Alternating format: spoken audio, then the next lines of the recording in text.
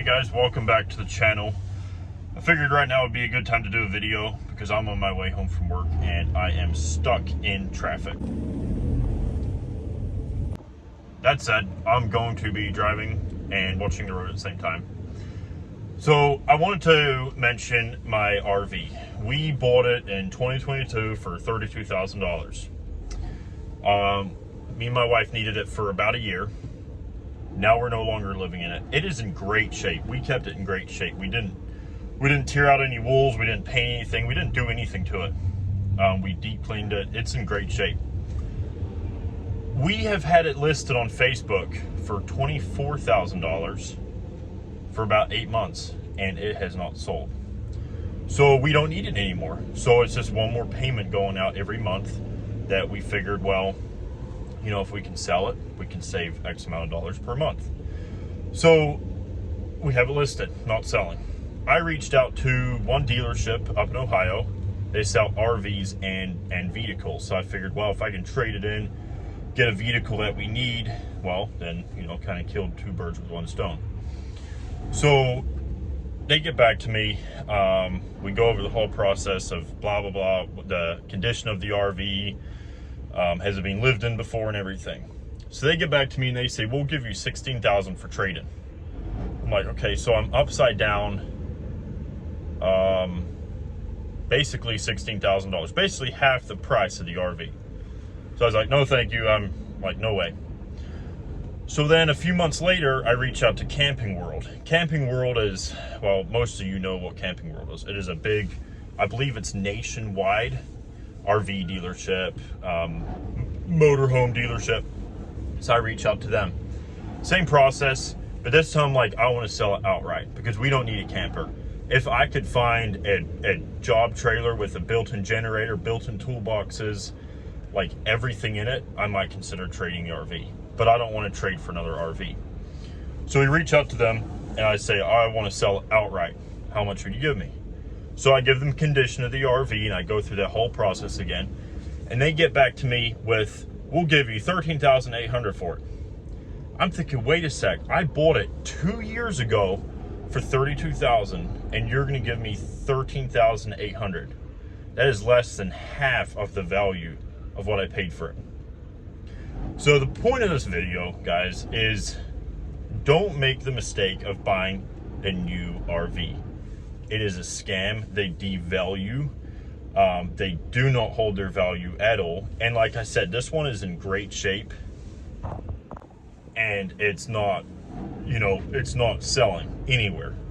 I've had, like I said, I had it on Facebook, or I have it on Facebook. 3 people have come looked at it. So, well, we'll get back to you. But I mean, they just devalue. And I know I was looking on Camping World's website and they have my exact RV, exact year, and they're asking $24,000 for it.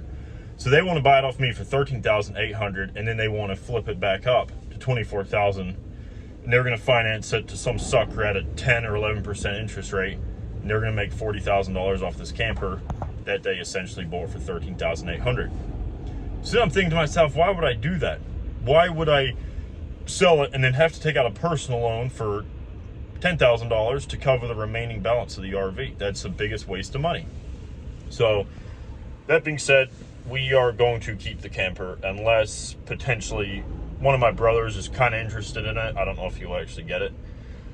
But again, I kind of feel bad selling it to him for what I want out of it, which is $24,000, which is still almost $10,000, or it's $8,000 less than I paid for it 2 years later. So, like I said, the point of this video, don't buy a brand new camper. The minute you drive it off the freaking lot, you've just lost 10, 15, 20 grand.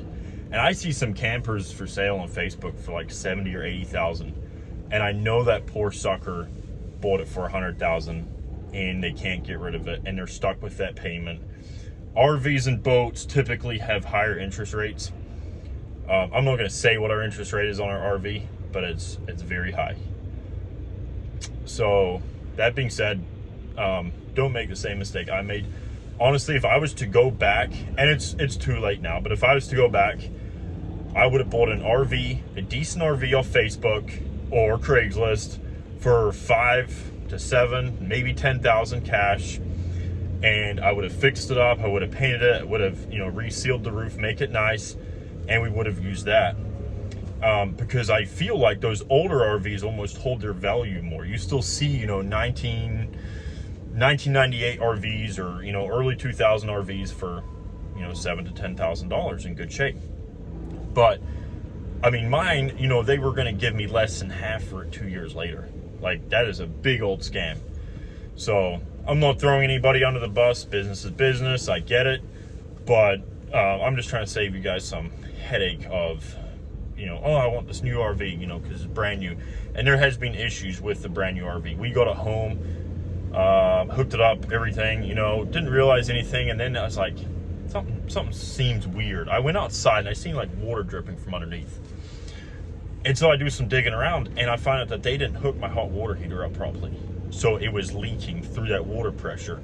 So underneath one of the bunk beds that we never used at the time, it completely flooded under there. And that's where the power box is. I'm like, oh my gosh.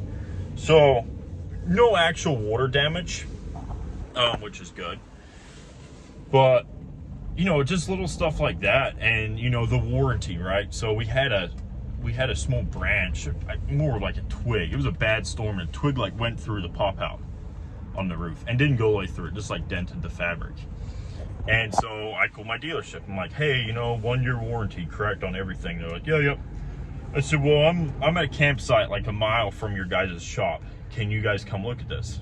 Oh, you got to bring it into us. I said, well, I don't have a truck right now to bring it in. Can you send one of your guys out, a tech or whoever works on RVs over there, to come look at this roof? And they wouldn't do it. So I ended up going down there, buying everything I needed. They charged me $70 for a little piece of fabric and that roof stuff, that roof sealer, I forgot what it's called, to patch it, because I wanted to do it right. I want to keep the resale value up. So I did that. So like the warranty was kind of funky too. And then we also kind of had an issue with mold, I guess. Like our clothes would go moldy in the closets, and that's with running a dehumidifier and everything, because they're just not insulated properly. Like, they are the biggest, cheapest pieces of garbage you can buy. And I think if we ever got rid of this one, which I don't know, I might as well just pay it off at this point, but we would get an older one because the insulation's better, they're built better. So that's about it. I just wanted to share that with you guys. Sorry if I kind of went off on a little ramble, but yeah, buy used. Go buy used, go fix it up. I've seen plenty of YouTubers, you know, they buy an RV for $1,200 and they fix it up and they live in there. It's cozy, it's a little old school, it's not new. But you know what, at the end of the day, you can put new cabinets in there and new appliances, and even new furniture for a lot cheaper than a brand new RV is gonna be. And then you also don't have to pay like full coverage insurance on it if you have a loan on it, and just little things add up. Property taxes. Where I live in Kentucky, they charge you property tax on an RV simply because it has a bathroom, a kitchen, and a bedroom, so they consider it a residence. So we didn't know that either until last year when we had to pay our first like property tax. And the DMV had it valued at $42,000, so we had to fight that. They said, oh, that's what the dealership said it was. And so anyway, I showed them the title and I showed them everything, and they gave me a pretty good break actually on the property tax. But just little stuff to remember. All because it's big and shiny and clean doesn't mean it's worth it, because I've experienced that and it's not worth it. And you see thousands of RVs and storage units just sitting there, you know, and they're used, you know, mom and dad take it down to Florida for 3 days out of the year, and it's just sitting there, and people are paying storage lot fees, people are paying for everything on them, and they're just a big money pit. So that being said, thanks for watching, and hopefully I'll catch you on the next video.